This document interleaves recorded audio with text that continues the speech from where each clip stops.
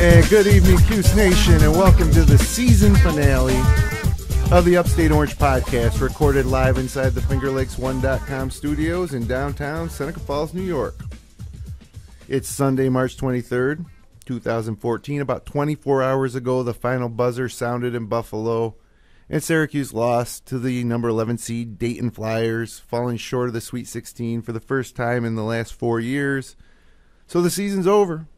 And we're going to work through it tonight together on our final episode of The Winner. I'm Jim Sinacropi, joined in studio by my co-host Matt Verke. And Verke, you're definitely a lifelong Syracuse fan, but you played basketball at William and Mary, and but what were your emotions like as a fan after that game ended? It was I was kind of numb. I wasn't shocked. I kind of thought going in there's a possibility they were going to lose that game. Just kind of waiting all game for something to happen, then it ends. And you can't really believe it. Game you obviously think you should win, but just frustrated, shocked, and just a little numb. I didn't go crazy or anything, but I just was disappointed, I guess. Yeah, very disappointing.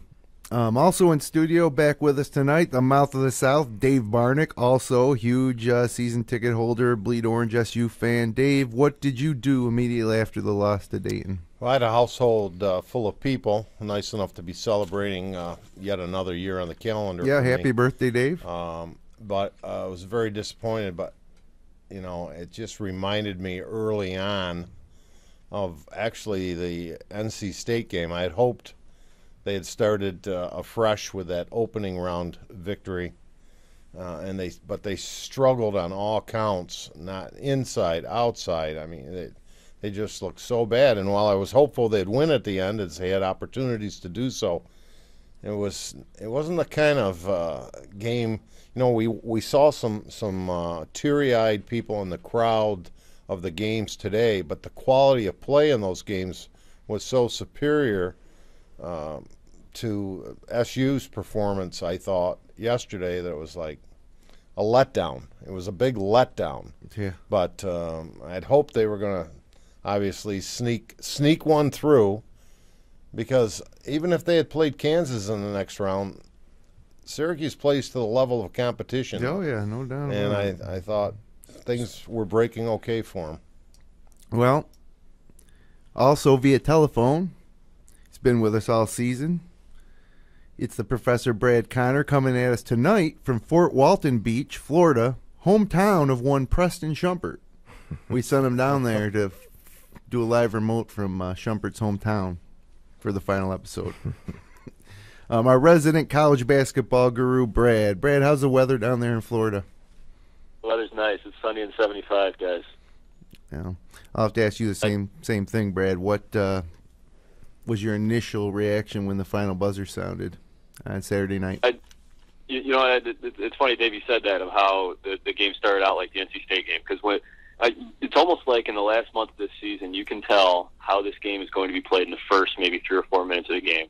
And when they had 4 points through the first 6-7 minutes of this game, and there were two baskets or 4 points by Christmas, and nobody else had scored, nobody else had done jack, and it was like 6-4, 7-4, or some crazy thing, you knew that this was going to be a game that was not going to end well, or at least I did. So to me, from that point forward, it was almost resignment. Like, how is this going to play out? And is it going to play out exactly like NC State, or is it going to play out exactly like Georgia Tech, or is it going to play exactly like BC? What's it going to be like? Because it's not going to be good. And so I was resigned to that from probably 3 minutes into the game. I could tell that was a totally different game than we saw against Western Michigan. Totally different game than they played against Florida State in the last regular season game. They're two different teams, and you could tell you were getting the bad Syracuse version last night. You could tell that from the very beginning. It never ever changed. They tried to rally in the end, but they, for whatever reason, don't have it in them anymore, and that was the fate that we were left with. So by the end of the game, it was just resignment. I was just ready for it to be done. Yeah, they tried to rally, but then CBS always went to a commercial. Yeah, it's hard to get a rhythm in these games. It really is. But, well, for myself, I need 24 hours basically, and this is something, every emotion in the first hour, and then I watched American Hustle just to try to forget. After the first hour, Jennifer Lawrence probably helped make you I'm forget. done. Yep, Jennifer Lawrence and whoever else those other actors were, but it was a really good movie. I'd recommend American Hustle.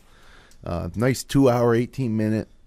Get me through the rest of the night. I didn't even know who won that UConn-Villanova game till the next morning. So anyways. But when that, for example, back to that NC State game, paralleling this one, and along with some other games, and the guy from Dayton clanked one from 3 with about 4 minutes left in the game. Reminded me of that bank 3. Yeah, except it went in. It was the worst brick shot ever, but somehow it just hung up there and went in. Yeah, that's great. That's great. So anyways, you go to bed then, and then you wake up and you got to go through it all over again. Your eyes open, you realize that really happened last night, and then you get online and read reactions, start to feel some sadness for CJ and then some more anger, and especially that we don't get to watch him next weekend, and then I don't even want to watch the rest of the games on Sunday anymore. So I went into work for 3 hours, then more depression, thinking about Boeheim not getting a chance to win his second national title, wondering if Trevor Cooney's ever going to make another 3 ever, trying to wonder why Michael Benajay can't tie his shoes correctly,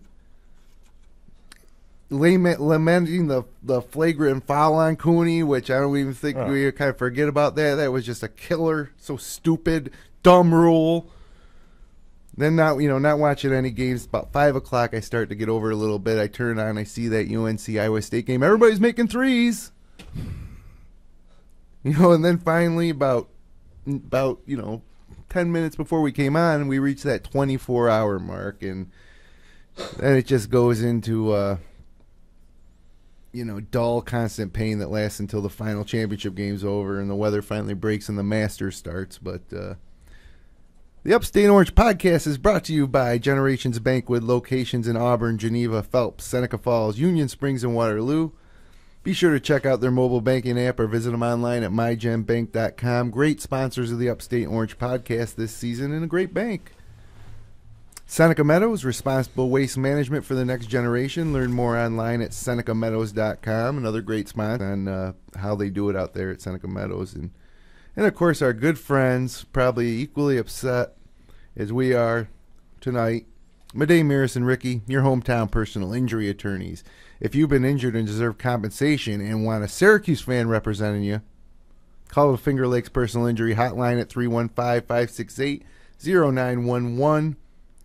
Visit them online at madejmirisricky.com.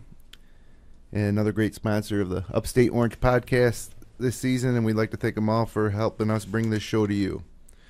So, guys, the last Big 5 questions of the year. At the end, shooting the long shots, Benajay's shoelaces, Jeremy Grant. Ennis, despite the criticism, and I was asking questions of myself like everyone else. Why didn't he take? Should he have? Could he have done some other things? People don't appreciate the Orange enough. Right. I thought C.J. Fair maybe as the senior, if you're going to ask me to criticize anybody, he's had a great career. I really like. He seems like a great young man and all that. Yeah. But geez, even when he was slashing, he was missing good shots early. Cooney threw up those bricks. Yeah. Maybe he's more like a freshman, too. He hardly played it all last year. But I think there's plenty of blame to go around. I don't blame the Dayton Flyers because I don't think they're we killed a great ourselves. Team by any chance. Yeah, we hurt ourselves. So, Verk, how about you? What do you think? Who do you blame? I blame a little bit of everything you mentioned, but, I just blame the offense in general. 0 for 10 from 3, 38% from the field. It's tough to win games. As good as they had a championship caliber defense and a top 100 offense. It's tough to win games. They played a lot of close games this year and they pulled them out early. And lately things didn't go our way.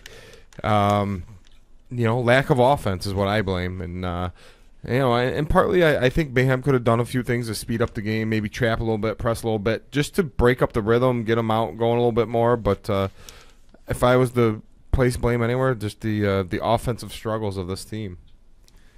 Brad, share some blame here. Place some blame.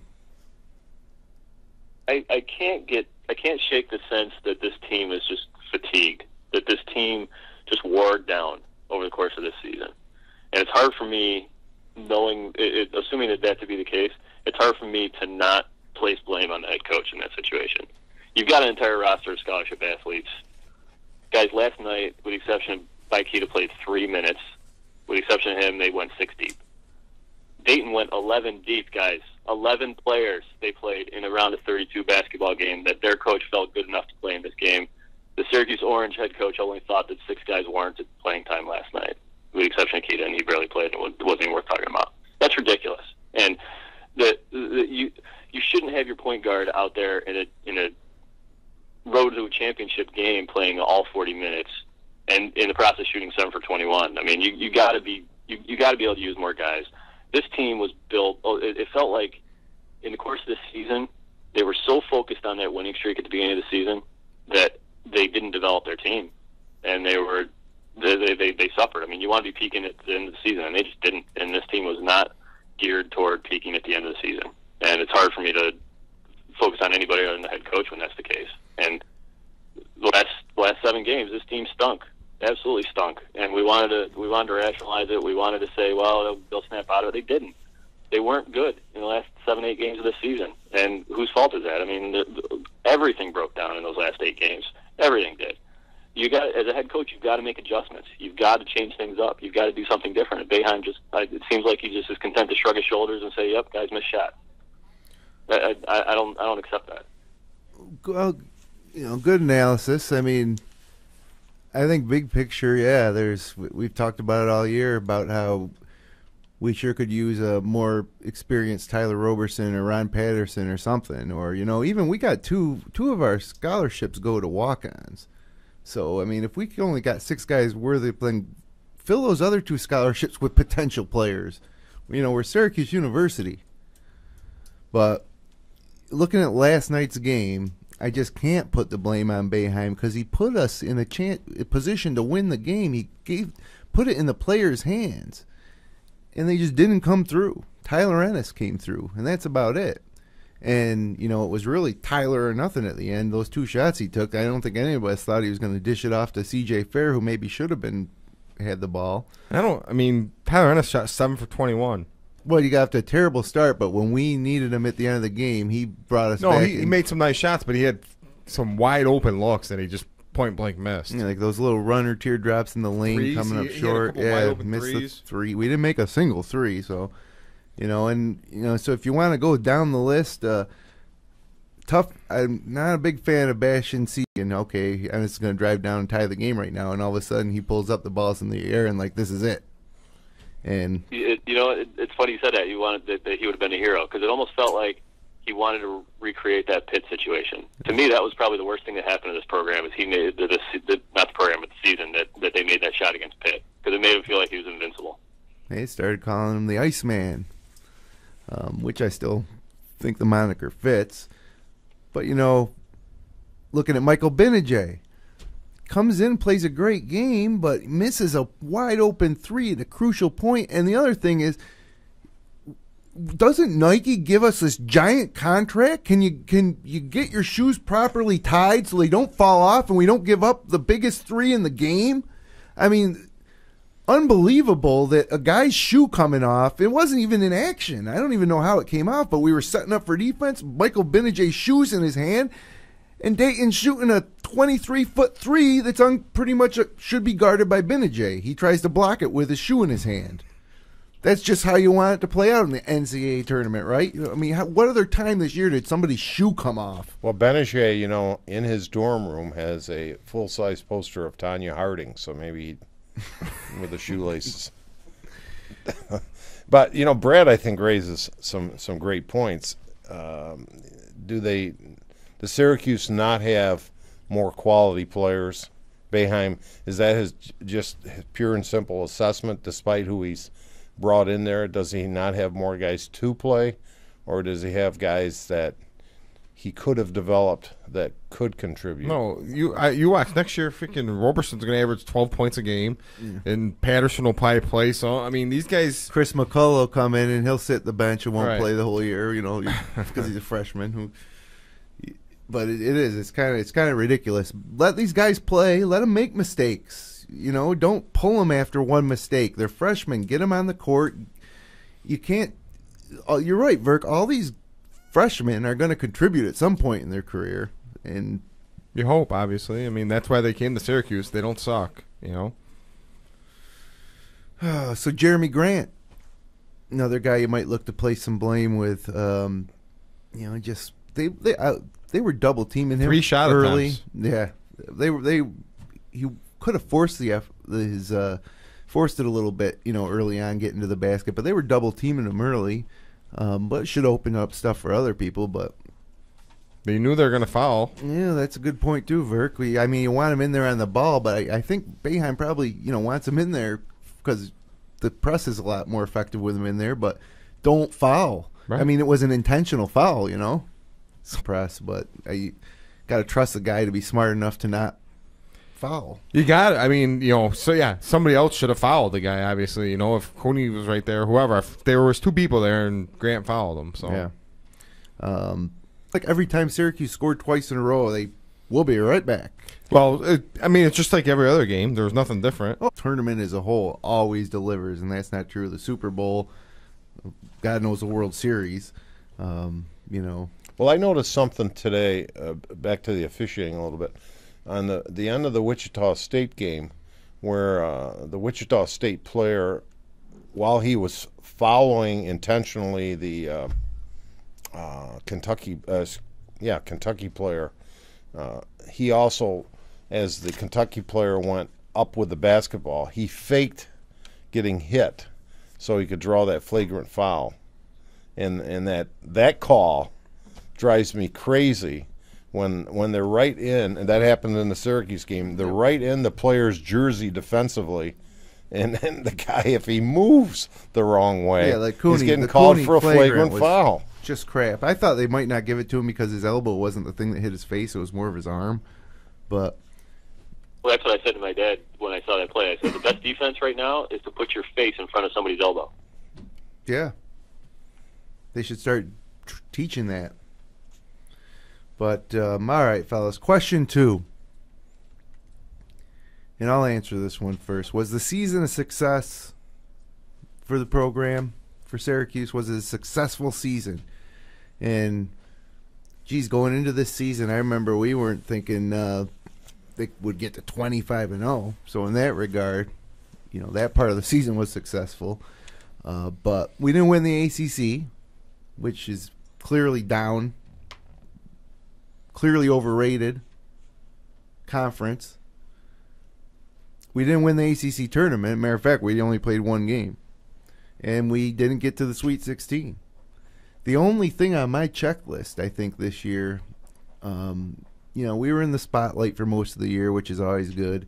But the only thing on my checklist is we did finish ahead of Duke and Carolina in the ACC, which to me was important. But, we were right there. We could have won our inaugural ACC championship, and, we didn't. So with all that being said, even though expectations grew as the season went on, even going back to November, looking at it, no, it wasn't. It was not a successful season for the program. Brad, what do you think? No, I agree with you. This is an unsuccessful season. This program's unfortunately or fortunately measured by how we do in the postseason, and losing in the round of 32 is unsuccessful. I don't care if you won 25 straight games. In fact, I think that was probably the worst thing that could have happened to them, is winning that 25 straight games, because it didn't put the focus where it belongs, which is on the postseason. And they lost in the first round of the ACC tournament. That was a wasted effort. And we remember these seasons, guys. When we look back on the seasons, we always remember them based on how they finished. That was the team that lost Marquette, or that was the team that made a Final Four, or that was the team that made the Sweet 16 and lost to Oklahoma. That's how we remember these teams. And this is unfortunately going to be the team that's remembered by losing to Dayton in the probably not going to be remembered as a team that won 25 straight games. It might be an asterisk or an afterthought, but I think this is a team that was a 3 seed and lost to an 11 seed. Yeah, it'll be the team that won 25 in a row to start the season and then tanked in the end and lost to Dayton. You guys agree with that assessment? Anything to add on that? Successful season? I agree. With both you guys. You broke it up you break it up regular season, post ACC tournament, NCAA, all three. Maybe we finished second in the ACC. It's a nice accomplishment, but where we were at that time, it was ours to take. We didn't do it, and then we just then anything beyond that was awful. Lose to NC State in the first round, and then get bounced in the round of 32. So great win against Western Michigan, though. 77 points we scored. No problem with them. That's right. I think it was not successful. Sweet 16 would have been disappointing, but still you'd say, Sweet 16. Yeah. However, if you'd asked that same question of us tonight, but switched the team to Wichita State, would we answer it the same way? Well, they went 35 unsuccessful, man. Well, Wichita State league champion, tournament champion, undefeated. But they're a Final Four team last year. That's true too. For them, I'm sure they would tell you it's a. I don't know what they tell you, but in my mind, championships. Brad, what were you going to say about Wichita? I was going to say, if you're Wichita, you're probably disappointed, but you lost an absolute classic basketball game today. No one will make any reference to the Syracuse-Dayton game yesterday as a classic basketball game under any definition. And Wichita, that they could end up being the second best team in the country and just lost the heartbreaker against who could potentially be the best team in the country in Kentucky, who's playing as well as anybody right now. That was an absolute heartbreaker of a loss for them, as well as they played from start to finish. And so I think you take something from that if you're a Wichita fan. If you're a Syracuse fan, you don't take anything from this. Nothing. Well, we're already running a little bit behind here. We're only to question 3. The seniors, CJ and Bai, where do they rank? Where do you guys think they rank as all-time Orange? Verk. Bai, I'll forget about him next year. He'll be an afterthought as soon as this show's over for me. He's a good guy. He hustled and stuff, but he's pretty much terrible, And remember the free throws he made down the stretch last season? Single, in the Big East tournament. I love Bai Musakita, but I do too. So next year we're going to see Boko from Rochester in there. He's going to be the same player. He's going to do the same things. I think. I hope he can. Well, that's another mystery of this season is what happened to Bai Musakita down the stretch. He was another guy that he didn't play yesterday. 5 minutes. What about CJ? CJ, I think CJ's will go down as to me, he's a Ryan Blackwell. He's a guy who you will remember favorably. Nice guy. Hit some big shots for him. What did he do? Great. He didn't, dunked on Otto Porter that one time, which is almost worth a whole career. One of the best dunks in Syracuse history. But and he just struggled at the end. I guess that's what I'm really remembering. And a lot of turnovers. He doesn't create a lot for the other players on the team. Nikita, they developed an award for him. Right. But he drove me crazy with the Good Hands Award? It was not the he wouldn't get. Maybe if Coleman had been around. I think the one kind of drawback that I have seen, particularly this year, was he was never really a vocal leader, and this team kind of needs that. And particularly this year, when you have a freshman point guard, you sort of needed somebody that could, hey guys, jump on my knees. It's just not wired that way, and that's probably to his detriment a little bit. I'll be the biggest CJ Fair fan if he gets into the NBA and does well there. But I remember him fondly. With Baikita, like Burke said, he'll be forgotten next week. Nice player, complimentary piece to this program. Never could catch a basketball. I think probably when I think of Baikita, when if 5 years from now you mention Baikita to me, he was that guy that could never catch the basketball. I think that's probably my recollection of him going forward. He did have a nice Big East tournament last year and NCAA tournament, made some clutch free throws, but he was never going to be a starting center on this team. He was just a nice complimentary piece. We kind of talked earlier, what are your thoughts on CJ Fair? Where do you rank him? We're going to say, well, let's see what he does in the tournament. And what do he do? 4 for 14. Yeah, now the final rankings are in. I still, he's a top 20 Orange for me. He's a guy who, not a top 10. He's probably not top 15, but great score, a lot of great memories, a lot of great wins. Syracuse beating Duke in the Dome was a great win. That was a huge game. Great, best CJ ever played, no doubt. Right. It was a great game, and it was the best game of the year by far for Syracuse because they actually scored some points.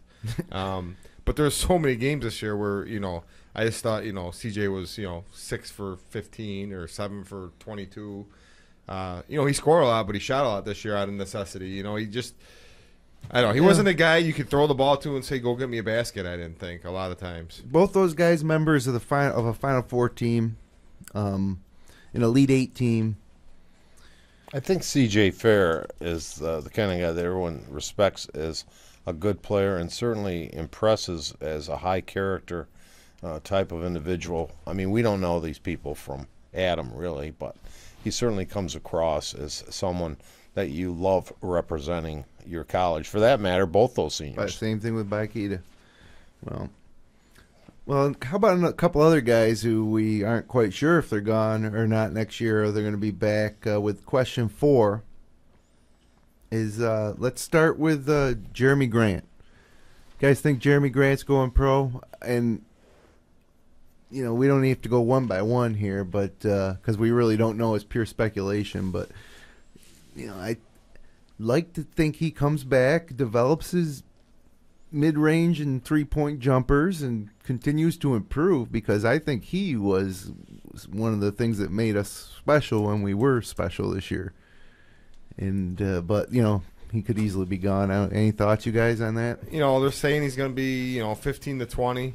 Where do you want to go? You want to be a lottery pick, or you want to be 15 to 20?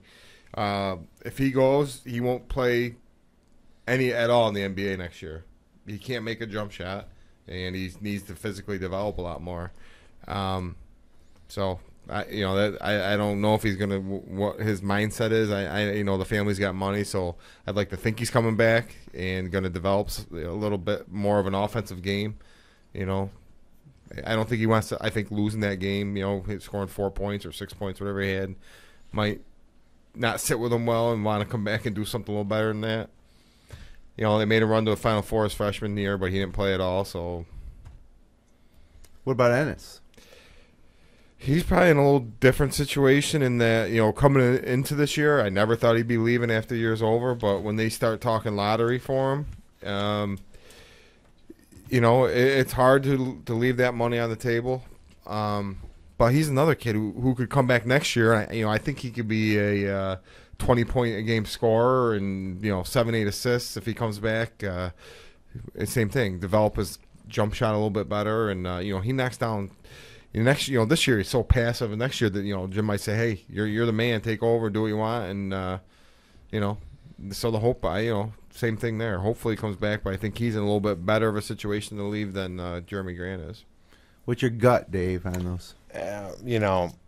I'm wondering about Jeremy Grant's back and how the status of his back would affect this decision at all. I have no idea. I hope Adam Silver, the new commissioner of the NBA, gets his. Marcus Smart was one that we remember more recently, but outside of that, very few guys are willing to stick it out and hope for the best. I mean, you see Marcus Smart did come back, and you see what happened to him. It actually hurt him. Now, there's probably some off-the-court reasons why that happened, but the NBA draft's on potential, and I think both those guys realize their potential is pretty high right now, and it'll be hard to turn your back on those dollars. And I think I'm not sure how motivated these guys are to win a NCAA championship, and everybody knows how fickle this tournament is anyway. I mean, you could come back for the most pure of reasons because you want to win a championship, but then somebody makes a half-court shot and you lose. I mean, just dumb stuff happens in this tournament, and you just never know. And to turn down, literally millions of dollars for that opportunity that may be completely out of your own hands, it's frankly kind of dumb.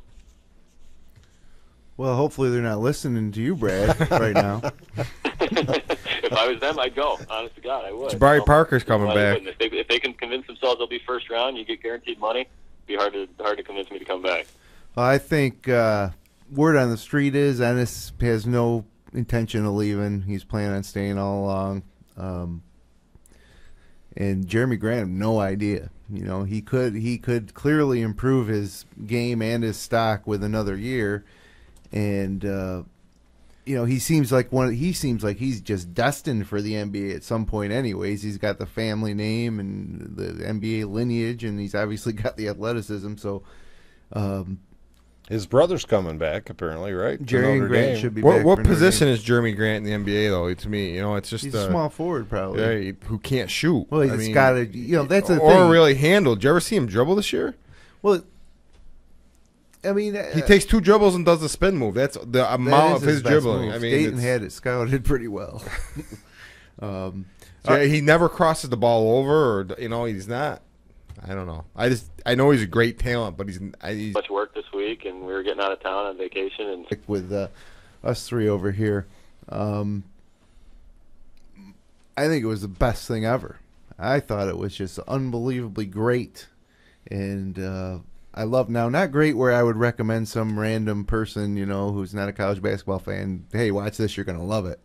But what do you think, Dave? I thought it was just a tremendous show, and it paid great homage to Dave Gavitt in many ways. I thought it detailed several of the key rivalries.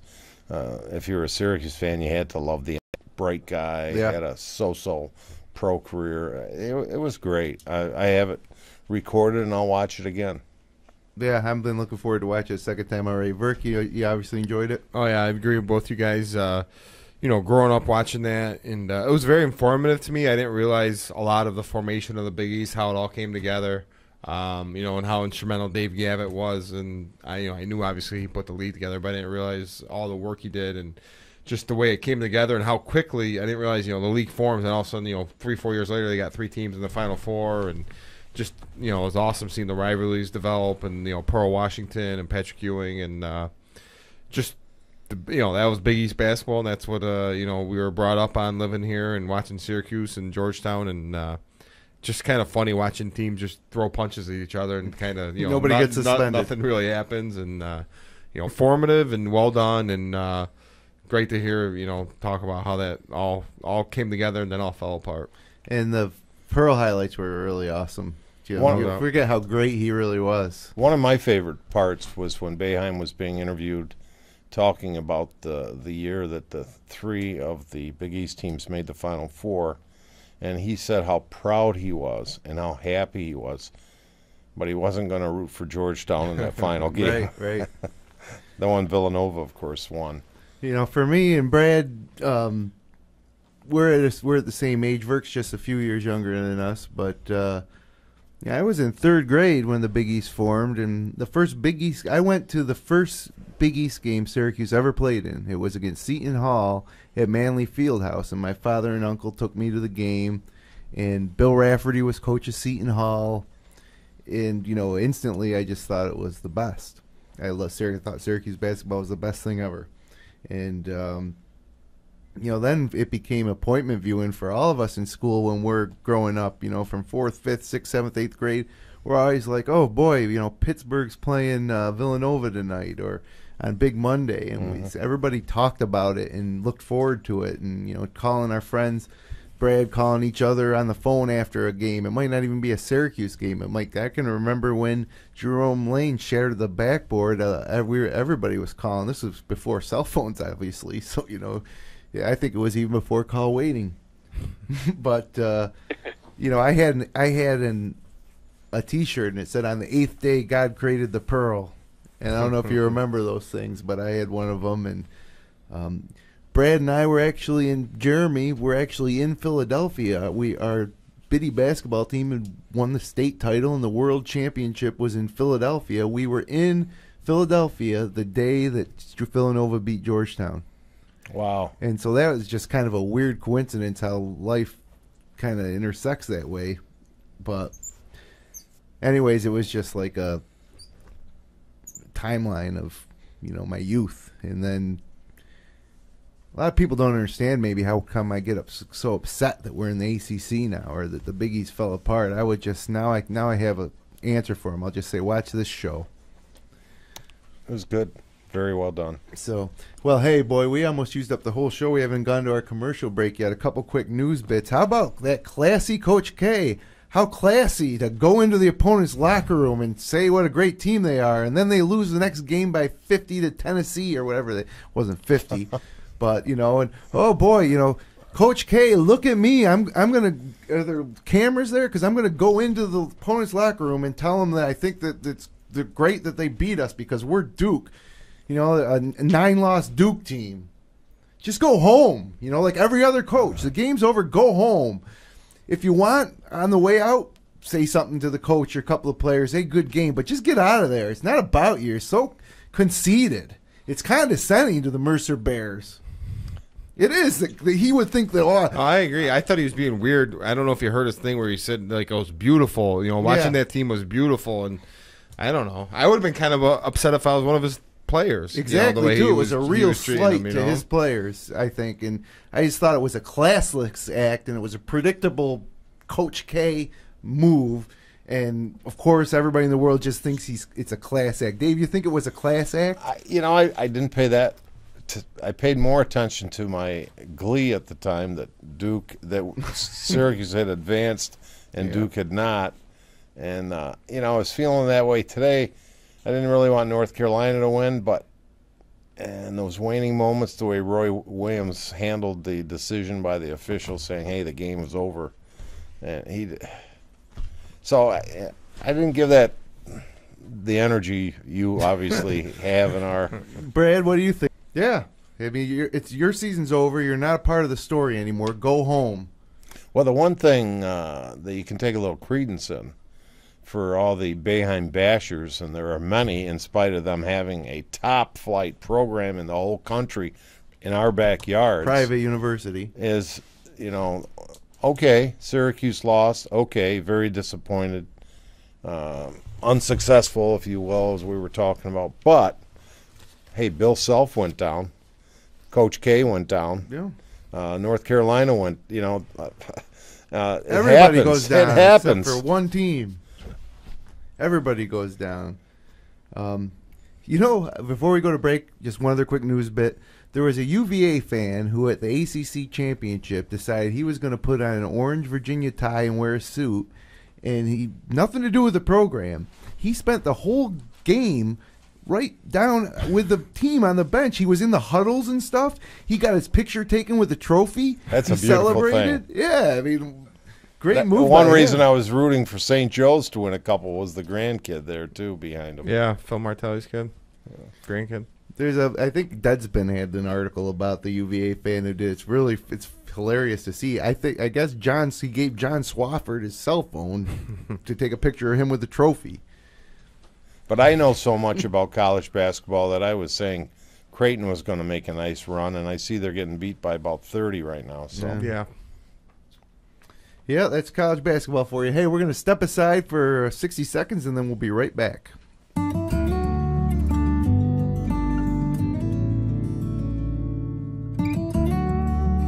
We hold on to the things that really matter. Welcome to Generations Bank. Hi, I'm Jody Torrio. If you're like me, you've got stuff lying around the house that you want to recycle, but you're just not sure how, like broken toasters, vacuum cleaners, or microwaves. At Seneca Meadows, we have a drop-off for those. Bring in anything with a cord, and we'll make sure it's recycled properly through our partnership with 2TRG. It's that easy.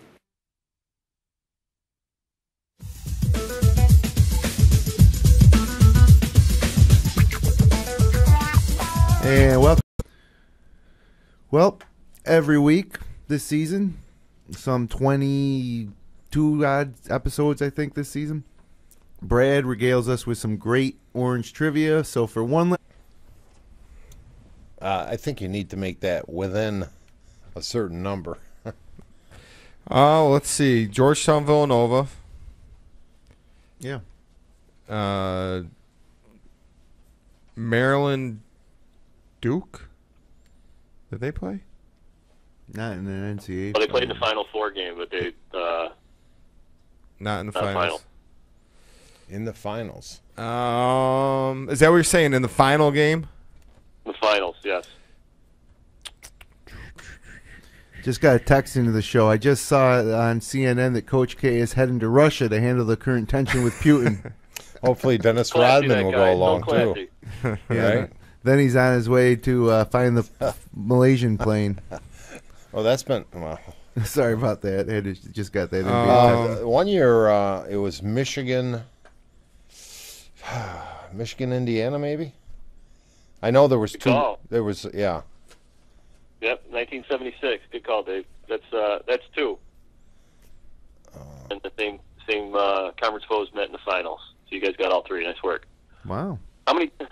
Can you tell me how many times, or in those which year that might be, have schools met in the NCAA finals that were from the same state?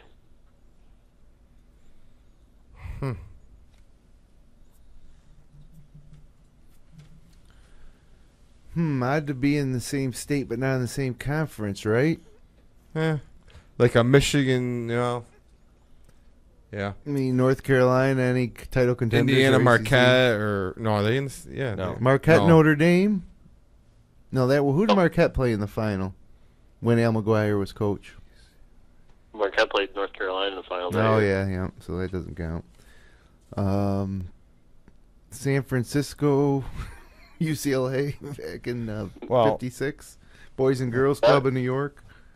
We could have a double one this year. To your questions, Michigan State. So Different. Yeah. Michigan, but I thought you were saying different conferences. Same Well, state. they're obviously different conferences because the three that you named were from the same conference. None of them were in the same state. Oh, same. I'm going to say it's never Same happened. state. It has happened, but you got to go way back. Was it Whitlam? Was it? Does it involve Ohio teams State, in Cincinnati. Ohio? Yeah, that's what I was going to say. Matt Verke, outstanding call. Oscar Robertson. Bobby Knight's Robertson wasn't even Ohio on those State teams. team. It was after him because he finished in '60, and Cincinnati and Ohio State met in the finals back-to-back seasons in '61 and '62. Nice. But excellent call, though. What was the lowest seeded team to make the Final Four? Mercer's out of the running this year. George Washington. Honor. George Mason, I mean, yeah. George Mason, what was their seed? 12? 13? 13, I think. 11. 11, okay. Just like Dayton. There were two other teams that were 11 seeds that have made the Final Four. VCU. VCU's one, yep. And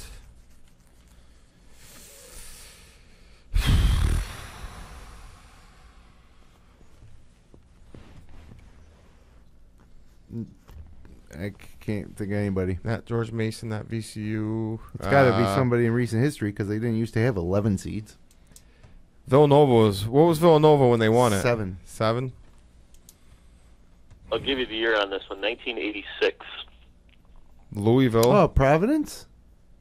No, that was 87. Oh, yeah. My bad. Okay, let's see. So the year Louisville before that. beat Duke, right, in the In final. that finals, right, yep. That's good. LSU.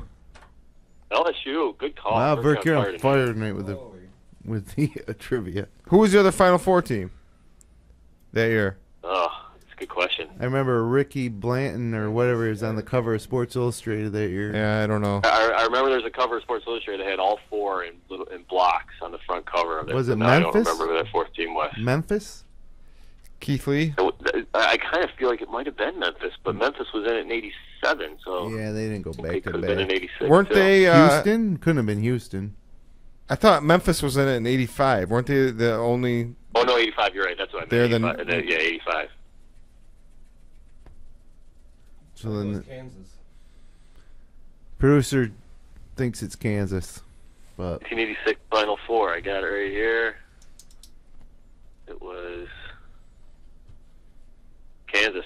wow, Hunt dog. good trivia He's tonight. on fire over there. Yeah, Duke beat Kansas. Louisville beat LSU. So that was the other lowest seeded team. Only other question I got for you guys: what school has won national championships under the most different coaches? UCLA. Incorrect.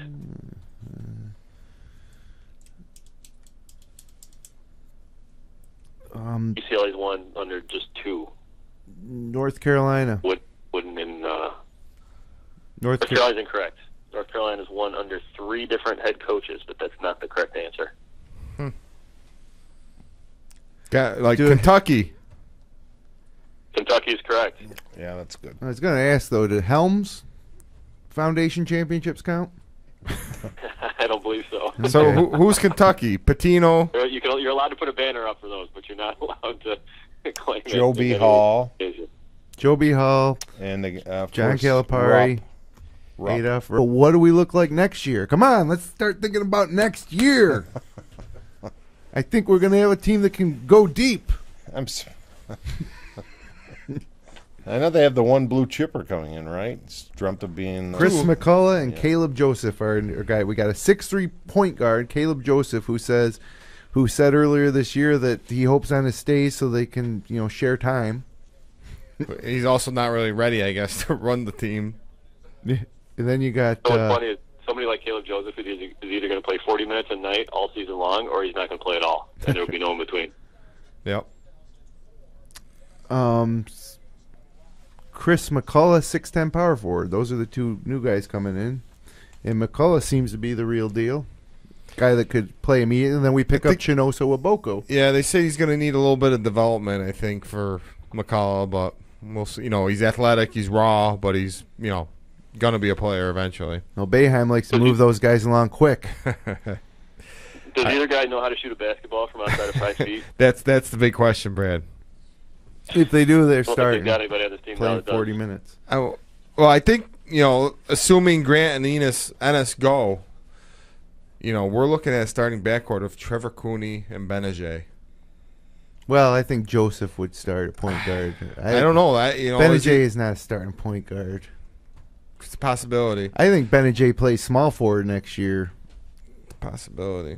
I just don't see this Joseph being as good as Ennis, obviously. You know what I mean? And stepping right in. But. Yeah, really, who knows until we see him. But then you go. Christmas is going to be the 5 next year, one way or another, and then you're going to probably see Roberson and McCullough split time at the 4, and then depending on if Grant stays or not, Grant's the 3. If not, Benajay's the 3.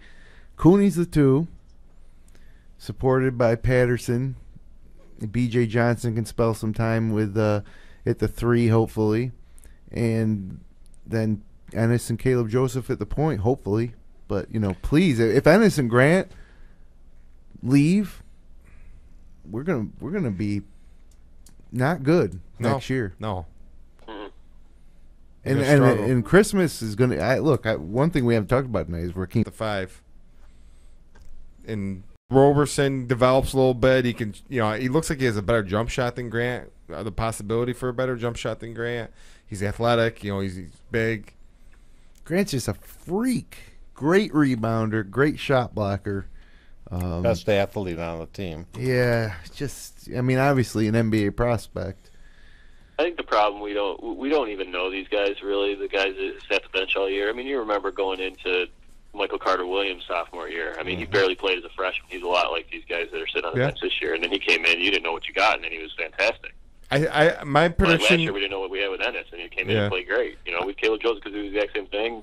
Roberson, Johnson, any of these guys. I think Cooney sees less time next year than he did this year. I think between Patterson up and he can't even hit the rim in some cases. I can't compare notes with you guys on players, but just based on Syracuse's rich history, you would expect them to be, above the line as far as good. They always seem to emerge to be either good or very good. We've come to expect a certain level, right. And that's a credit to what Boeheim's done and the players he's brought in. But of course, Louisville's going to be added to the conference as well next which year. is great. I'm all for it. Let's get some more non-original ACC teams in there. But with though we have been expecting a higher level of performance from Syracuse, I just feel like next year if Ennis and Grant leave, that we're not going to be able to get there. We might not be a top 25 team. It's a good possibility.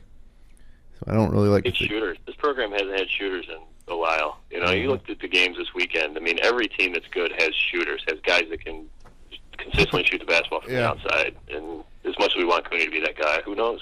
Who knows if he is? I think I don't think Boeheim recruits shooters. That's His sole focus recruiting is getting guys that can play the zone. Right. And it feels like everything else is kind of secondary to that. That's what I said today when we were talking. I said he needs to, we recruit these 6'6", long, lanky athletes, but they can't put the ball in the basket sometimes. And, go out and get some just pure shooters. Who cares what they can do on defense? They can hide in that zone.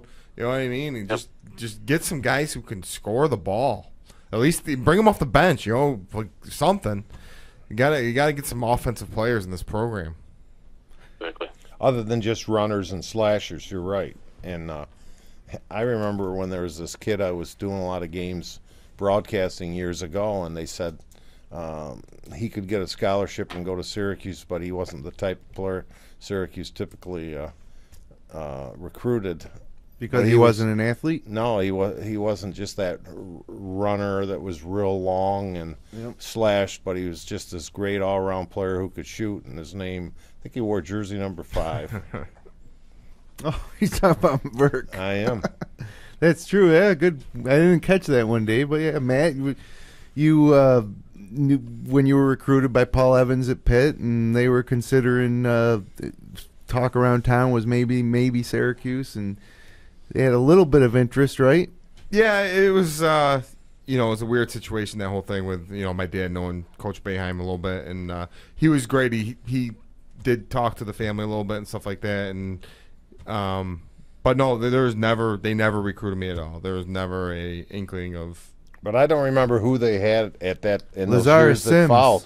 But I can remember watching games of Syracuse, saying, "Wow, I think they I could have been that Furky guy, like Yanulis. I think I could have been like him pretty much. You know what I mean? Possibly. He's a little bit bigger. And your English is better. Besides, Or Sapola, like a Jason Sapola. Well, I remember when Pitt recruited me. Their biggest question was thinking guard Lawrence Moten, because Moten was a freshman. Oh boy, that's when you decided to go to William and Mary. That's right. That's when the heartbreak started this year, when William and Mary. Yeah, it's been lost heartbreak after heartbreak so far, Dave. It's tough being a college basketball fan. Before I forget, Jim, I've omitted this. It's a little off the scene here, but I do want to say congratulations to my great son-in-law and beautiful daughter, who are going to bless me with a first grandchild come September. So I forgot that. Grandpa Dave next year. That's right. Well, congratulations. There's another Orange fan being brought into this world. Better right? be. Yeah, raise them orange. Sean Keeley's book, How to Raise an Orange. Check it out. I'll get you a copy. Okay. Actually, can pass it along.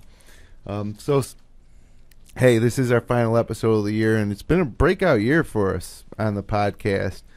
Combined, over 30,000 people tuned in live on YouTube, iTunes, Stitcher, or downloaded our MP3 of our episode. And, we went from this is the third year we've been doing this. It used to be part of a high school basketball show, and then we broke it out into its own station into the show, whether we're answering viewer questions or even taking call-ins. So it's exciting for us, and we want to improve this show next year and get you all more involved. So special thanks to Sean Keeley at noonsmagician.com, best Syracuse blog, obviously. And our show goes up there every week, and Sean does a great job. And I think early on in the year, we usually try to get some guests and stuff, and then towards the end of the year, we're too much talk to have. But we got to have Sean Keeley on early next year and catch up with him. And other than that, maybe a new set next season for the show. Let us know what you want to see or what you want us to improve via email at upstatehoops@fingerlakes1.com or on Twitter at upstatehoops or my personal Twitter handle at thejnice. Love to hear from you. So, before we kick it off for the last time, Two for the road. College basketball rule changes or issues that are just like the clock issues and the instant replay. We got to change that, right? I mean, the game stopped so many times for so long, and I watch, the officials go over and look at the monitor. Why can't the guy who turns the monitor around be the one that looks at the monitor and just tell the refs, hey, because some of this stuff is pretty cut and dry. Even the end of that UNC game, I did the math in my head, and I knew that, that the game was over. The guy didn't start the clock, but yeah, it takes them 5 or 10 minutes, and it's not fun to watch, and it's obviously not fun to be a coach on either side when that happens. And I don't know, you guys got any ideas on what we can change? Was intentional or inadvertent? There's nobody that thinks that Trevor Cooney tried to elbow that guy in the face. He caught the ball and tried to square up. And it's a player safety rule. Yeah, and it's not going to get changed. I guarantee it. That rule is going to be driving us crazy forever. You're almost taught when the guys in your, used to be taught to kind of swing your elbows through and clear some space. You got to kind of get out of that and keep your elbows down, and it's a player safety, and I guarantee that rule is not going away. What they got to do then is lessen the penalty. Yeah, because that was a killer last night. 2 shots in the ball, man, and that was after the fact. Is there ever intent there? Yeah, they always whistle it like as if there is. But the other rule, just thinking brainstorming here, is maybe to pick up the offense for a lot of these schools, including SU, is reduce the shot clock by 5 seconds. From 35 to 30. Yeah, I think we all agree that would be a nice move. I wouldn't mind seeing that. And something I always hate is when, say the team's bringing up and we're pressing and it gets to be, 9 seconds into they're going to get a violation. They call timeout, and then they get another 10 seconds to get the ball over half court. I think there should be you get 5 seconds or something set in stone. You know what I mean? It's you press, you play great defense in 9 seconds. They just call timeout, and then it's a reset on the 10-second call. So I'd like to see something there where, I know in the NBA you only get a few. If that situation happens, you got to get it over in the NBA in 8 seconds as it is, and then if that happens, you only get a few seconds to get it over. So something a little different there would be nice. How about that guy falling out of bounds last night, calling timeout, and they gave him that call? That was the worst. Correct. My God. One change I would make, I would cut down the number of timeouts. Every game has 4 timeouts, 4 TV timeouts per half. Mm-hmm. Team is given 5. There could potentially be 18 timeouts in a 40-minute game. I mean, it's absurd, and it kills the flow of the game. It makes coaches micromanage every element of the basketball game. Kids don't play. They don't have any rhythm to their games, and the end of the games just become just torturous to watch sometimes. Well, how about on the timeouts? How about this? Instead of giving them first half and second half, give them 6 timeouts for the whole game, and that's it. Because everybody takes the use it or lose it timeouts at the end of the first half, and which is only 1 per half is use it or lose it, and the rest of them carry over, obviously. I also wouldn't mind seeing the NBA rule where you call timeout in the last minute and you get the ball at half court instead of underneath the basket. You know what I mean? Gives you a little more of a chance to set up a play and stuff. I wanted the NBA to change that rule to college so it doesn't, because in the NBA, if you score and there's 2 or 3 seconds left, who cares? You right. get. No, I know I like that. Yeah, I don't know. I don't know about that one, Burke. I think really what it all boils down to is big money has taken the purity out of a lot of sports. Yeah, no, it's college basketball. There's no doubt that's happened. I mean, that's just look at where we're playing, in the Southern ACC. Which I'll tell you one thing I'd like to see change for next year is take the ACC, divide it into North versus South, and let's do it. Your league kills programs. Swafford, it kills programs. Look at what you're doing. I mean, we got a score in that Virginia game. Yeah, they're winning. They're up by 44-29. So you got one team. It's just break it into North and South. A Northern Division South. You play everybody in the North twice. I don't care if we only play Duke once and Carolina once. That's fine. It'll create a natural rivalry, and then you'll have these championship games in football as well, North versus South. And isn't that what America was built on? Well, you saying having two separate? ACC North, did ACC the Americans South. When you have a tournament, it all goes into one in the ACC tournament. Well, it could, but you could also keep it up with that and say the ACC North plays in and the ACC South plays in separate brackets, and then they meet in the final. I know they won't want to do that because that will mean Syracuse wouldn't get to play Duke twice and all the television money. But overall, for the conference, that is how you make this work. That's how you do what the Big East did back in the day. Because now, all us northern schools, BC, maybe you bring UConn in, BC, Louisville, Syracuse, Pitt. You're going to have to, the problem comes in, you would have to break off maybe Virginia or with Virginia Tech, and they might want to stay in the South. But North versus South, it's a rivalry as old as time here in America. And I think that would be a great move for the ACC to make, to generate interest in football and basketball with the conference, and really give us our Northeastern basketball conference that we've. Because it's really not fair to say Virginia won the ACC this year because they didn't have this unbalanced schedule. Right. You know what I mean? I think they deserved it, but at the end of the day, it's an unbalanced schedule, and we're used to it as Syracuse fans, always getting the short end of the unbalanced schedule, having to play the tougher teams because we're traditionally successful. So. You were on such a roll there, Jim. It reminded me, like, did the Americans give up when the Germans bombed Pearl Harbor? I thought you were going to go there next. A little Animal House. Animal House, yeah. Right. So real quick, 2 for the road here. Highs and lows of the season. Before we get out of here, some memories, either high or low, that you bring back when you look back at this season. And Dave is. I'm going to let you go first. Well, obviously the Duke game. The great anticipation that the game. Had Syracuse lost that game, you would have felt a lot less terrible than you did about the low of the season, which, to me, loss yesterday, which trumped the ACC tournament loss to NC State, but. Yeah. Was our last 2 games, we beat Western Michigan in between. Yeah. So that's simple. That Duke game turned out to be as advertised and more. Absolutely, and great to have won it. I agree. The Pitt game when Ennis threw that in, obviously it was a great moment, I thought, and then the 2 Duke games really I thought were classics and something I'll remember. Brad? Yeah, I'll remember the 2 Duke games. I'll remember Boeheim going, losing his what on the court at Cameron, and that stands out for negative reasons. I mean, unfortunately, I'm going to remember the Dayton game. That'll be the low, obviously, and then some of the other garbage losses they had. But I remember Maui too. I mean, Syracuse has historically dominated that tournament and had another great showing there this year. That's one I'll think finally back. The first time they played Carolina as ACC members and stomping them at the Dome, that was a great memory. Yes. 13-point win, and probably should have been 20 plus. Yep. Those are all good memories. So there's a lot to take away.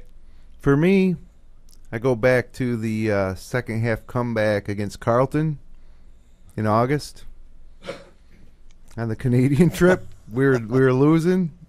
No, but. You guys don't get that one? We played that Canada road trip in August. This season has been like the longest season ever because that was, to me, was kind of the official start of it. We got to see Syracuse play 3 times in August in Canada. And then, you take a couple months off and then they come back and start the season. But a real good second half comeback. A new hotbed for recruiting is Canada, right? Canada, yeah. But obviously that Duke game's a nice memory. Huge beating them the first time we played them. Huge beating Carolina. I'll always feel like we got screwed out of that game at Cameron. We should be 2-0 against Duke. And then, the low points, it's everything. It's just the floor falling out, the roof collapsing, everything just falling apart on what was a great team. And the thing about this team that I loved that they didn't exhibit down the stretch was just the fact that they were going to take care of whatever they needed to win. And they did. A lot of different ways. And it turned into couldn't figure out a way to win against some of the worst teams in the country. Yeah, it's funny you said that. I thought about that last night. It just felt like this team always sort of felt like they could do it in the end. That they never really had to go to a different gear because they always felt like it was just going to happen for them. Well,